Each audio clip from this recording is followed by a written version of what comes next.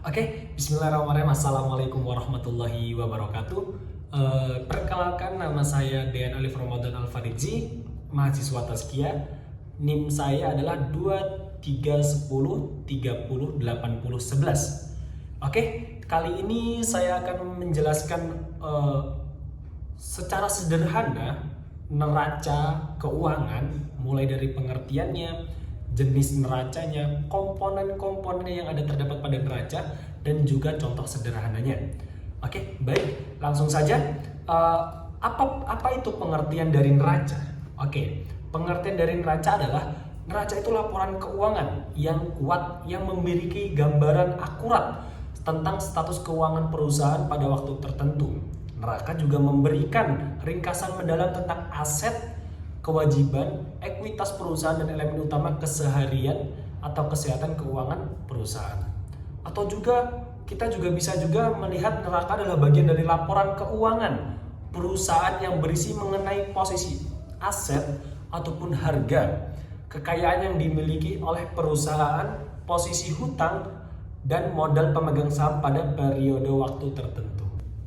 Nah, siapa sih yang harus menggunakan neraca ini? Siapapun boleh, siapapun yang memahami posisi keuangan perusahaan dengan jelas harus menggunakan neraca. Mulai termasuk dari kreditor, investor, pemilik bisnis, analis keuangan, dan akuntan. Oke, kita lanjut ke slide selanjutnya, yaitu jenis-jenis neraca. Neraca sendiri terbagi menjadi 3 bagian. Yang pertama ada neraca komparatif, yang kedua ada neraca vertikal, yang ketiga ada neraca horizontal. Apa sih neraca komparatif? Neraca yang membandingkan posisi keuangan suatu perusahaan pada dua periode ataupun lebih. Nah, dengan membandingkan dua laporan keuangan secara berdampingan, maka para pemangku kepentingan dapat melihat perubahan aset, kewajiban, dan ekuitas perusahaan dari waktu ke waktu. Itu neraca komparatif. Adapun neraca vertikal, neraca yang mencantumkan aset, kewajiban, dan ekuitas perusahaan dalam kolom vertikal. Neraca ini berguna untuk memahami keseluruhan struktur keuangan perusahaan serta kepentingan relatif setiap kategori aset, kewajiban, dan ekuitas. Kalau neraca horizontal, neraca yang mencantumkan aset, kewajiban, dan ekuitas perusahaan dalam baris horizontal. Format ini biasanya digunakan untuk tujuan perbandingan dengan data keuangan untuk 2 periode ataupun lebih ditampilkan berdampingan. Itu jenis-jenis neraca. Oke, kita beranjak ke slide selanjutnya, yaitu menjelaskan tentang komponen-komponen neraca. Komponen neraca sendiri terbagi menjadi 3 bagian. Yang pertama ada aset, kewajiban, serta ekuitas. Apa itu aset?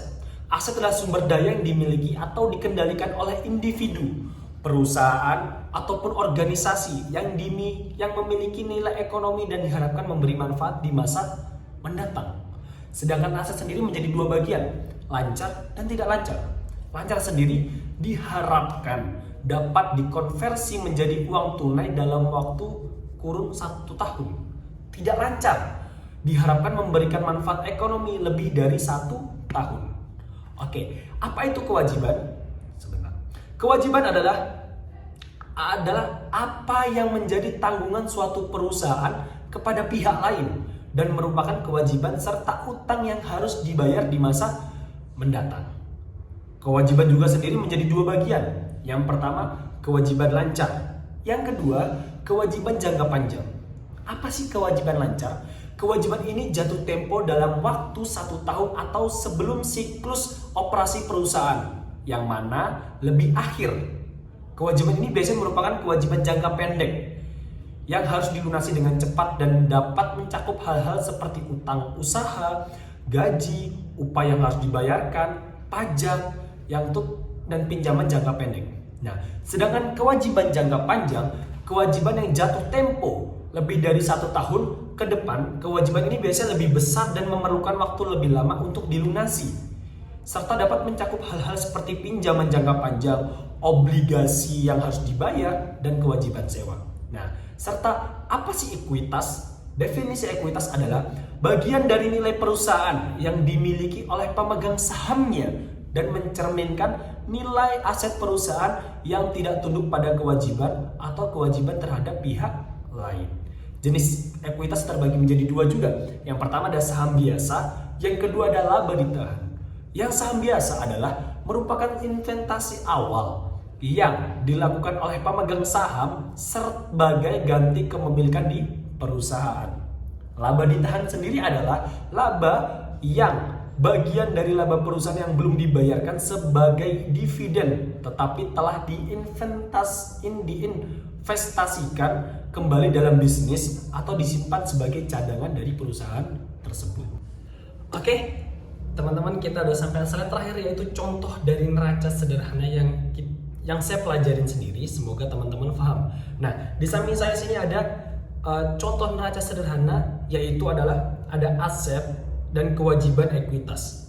Contohnya aset lancar. Nah, kita melihat dari garis bawahnya, di bawahnya ada kas dan setara kas, kemudian piutang usaha, inventarisasi. Sedangkan kewajiban lancar adalah hutang usaha, hutang lain-lain, dan modal pemilik. Nah, mungkin dari teman-teman yang melihat video ini bisa menyimpulkan neraca sederhana dalam contoh di sini. Oke, sekian dari saya. Kurang lebihnya mohon maaf jika ada salah kata ataupun penyampaian saya. Semoga yang sedikit ini bermanfaat.